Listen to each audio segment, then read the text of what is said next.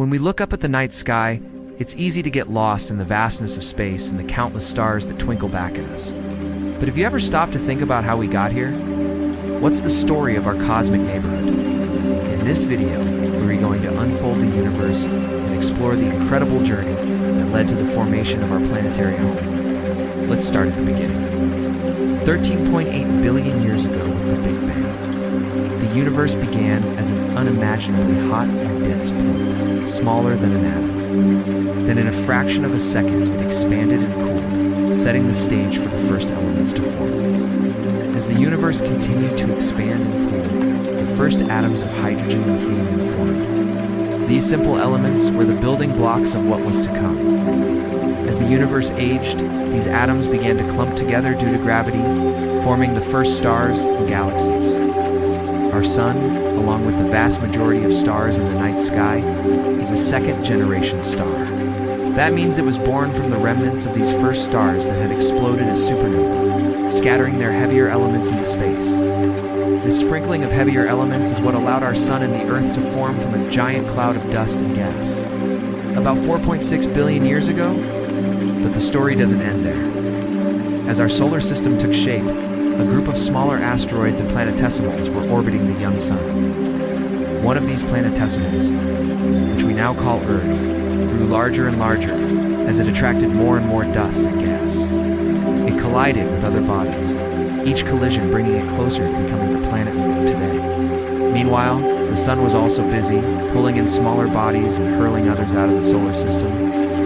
Comets and asteroids became part of the grand cosmic dance, occasionally making close passes to Earth and leaving behind remnants of the early solar system. Around 4.5 billion years ago, Earth underwent a catastrophic event known as the Late Heavy Bombardment. Our young planet was bombarded by asteroids and meteorites, leaving scars that remain even today. Some scientists believe that this bombardment was the result of gravitational perturbations caused by the gas giant Jupiter, causing a shift in the orbits of smaller bodies in the solar system. Others suggest that the Kuiper Belt, a region of icy bodies beyond Neptune, may have been the source of these impacts.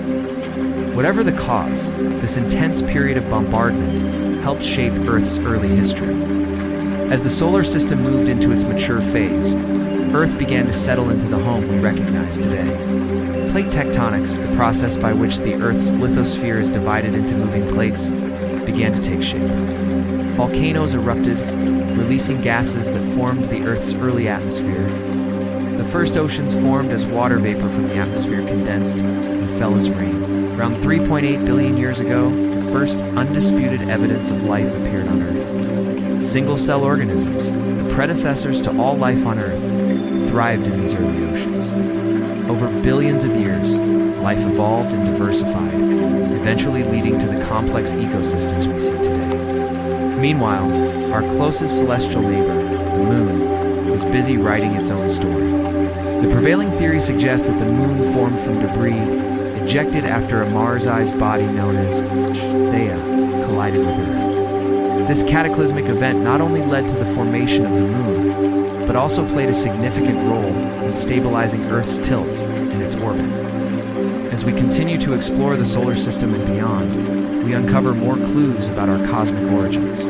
Missions like NASA's OSIRIS-REx, which returned the first ever sample from an asteroid, provide insights into the materials that form the building blocks of Earth. Each new discovery adds another chapter to the story of our cosmic neighborhood. So the next time you look up at the night sky, remember that each star is a story waiting to be told.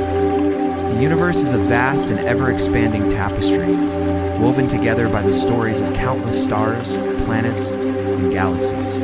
Our story is just one thread in this grand tapestry, a story that began with the Big Bang and continues to unfold even today. I hope you enjoyed this brief overview of our cosmic origins.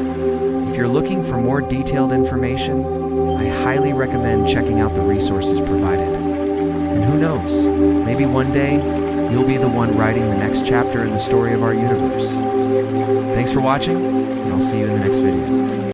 It's hot enough to melt rock, hot enough to vaporize metal, even hot enough to turn Earth's core into a sea of magma.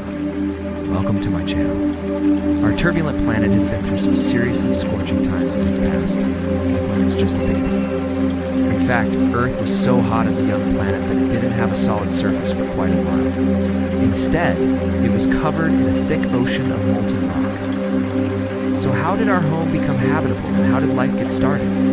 Take a trip back in time with us as we explore what happened in the superheated days of Earth's molten beginnings. Earth was born about 4.5 billion years ago, from a ginormous cloud of dust and gas that existed between the orbits of Mars and Jupiter. As the cloud collapsed in on itself, it began spinning and clumping together due to gravity. Over millions of years, this growing ball of material heated up as it accreted more and more matter. Eventually, the heat generated by all that crashing debris was intense enough to melt almost everything on the inside of the planet. At the same time, smaller rocks called meteorites rained apocalyptically down on Earth's surface, adding even more material to the seething mass. This period of heavy bombardment lasted for hundreds of millions of years, and these collisions were no gentle rain. They were massive, violent events that blasted huge new craters into the young planet's surface. The heat from these impacts kept the surface of the Earth molten and prevented any sort of crust from forming. Meanwhile, on the inside, Earth's gravity was so weak that it couldn't hold on to its atmosphere. It was mostly hydrogen and helium. These light elements simply drifted away into outer space. But not all the infalling asteroids were made of rock and metal. Some contained water and other organic compounds. When they hit Earth, these icy visitors released their contents into the atmosphere, which dissolved into the molten rock. Scientists think these asteroids may have delivered many of the key ingredients needed for life to arise. Okay, now let's talk about something that doesn't sound very sexy, but is actually extremely hot: Earth's core. We know that Earth's core is super hot, but how hot? We don't exactly know, because we can't actually measure it directly. It's about 5,000 degrees Celsius, or 9,000 degrees Fahrenheit, which is about 30 times hotter than the surface of the sun. That's crazy hot.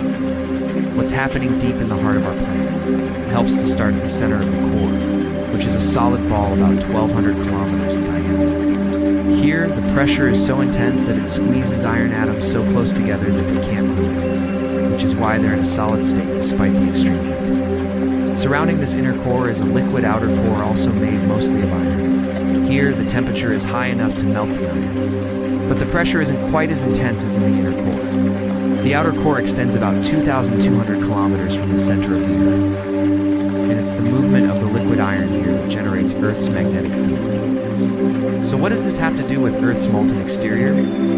Well, heat from the core makes its way to the surface through the mantle by a process called convection.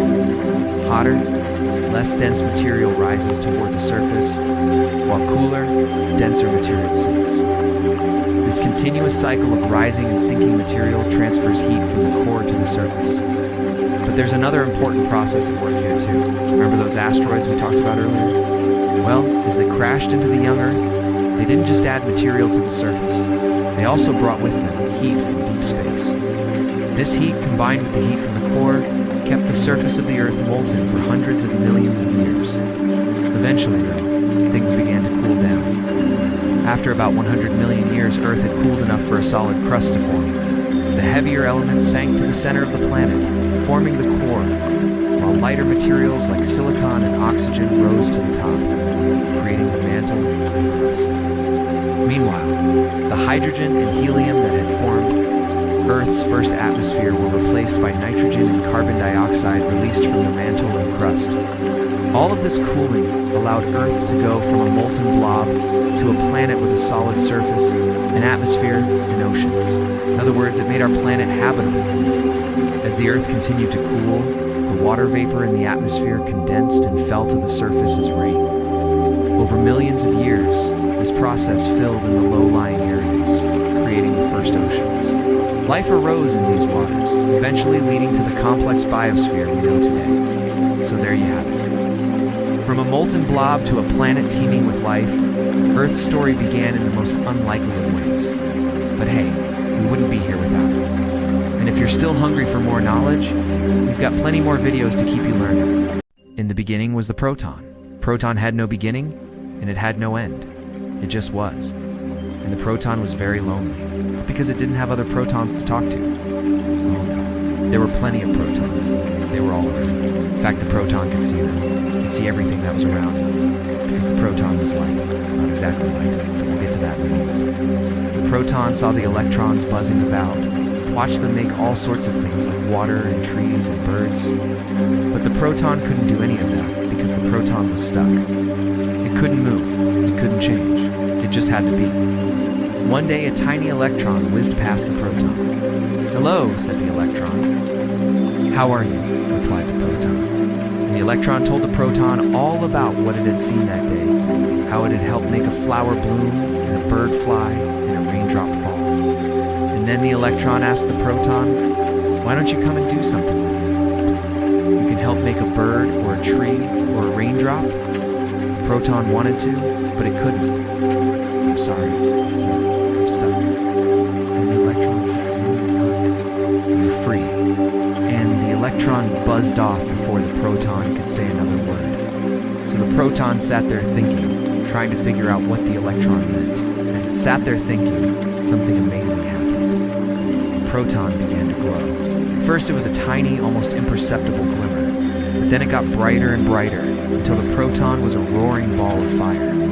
Now, if you're like most people, you probably think that's pretty cool. But back then, no one had invented electricity yet, so no one knew what to do with all that extra energy. People were afraid of the dark, so they huddled together around their flickering oil lamps and tried to ignore the roaring ball of fire in the sky. But some people were curious. Why does this thing make such a great noise, they wondered. And even more importantly, why does it only make a noise when we huddle together? And so it was that the proton discovered its voice. The ancient Greeks named it ether, and they thought it was the source of all wisdom. That's because ether only made a noise, meaning it only revealed itself when people got together and talked. To the Greeks, that meant ether must be a god, the god of wisdom. But ether wasn't a god. It was just a ball of gas, as the ancient Greeks didn't know that, because they couldn't see the air molecules that make up the atmosphere. They thought the Earth was flat and surrounded by a giant dome called the firmament, which contained all the stars and planets and kept all the bad stuff from falling down on us. That's why when Nicolaus Copernicus came along and said the Earth goes around the sun, everyone thought he was crazy. And when Galileo Galilei came along and said we can actually see that the Earth goes around the sun, everyone still thought he was crazy. That's how crazy it was to go against what everyone thought they knew. But slowly, over time, more and more people began to understand that ether wasn't a god. It was just a ball of gas. And when we learned that, we were able to harness its power to light our homes and power our cars and make all sorts of other cool stuff. But then we ran into another problem. We started exploring space, and we found out that the rest of the universe is mostly empty. There's nothing out there. That's why when Voyager 1 left Earth in 1977, it carried with it a golden record filled with pictures and sounds of Earth and humanity in case some alien species ever found it. You want to know why? You should watch this video next. Or if you want to learn more about how we learned that ether is just a ball of gas, you should watch this video instead. So remember, the next time you hear a roaring ball of gas, remember it could have been a god. Okay, here's your reminder that this is a science channel. And now, as always, thank you for watching.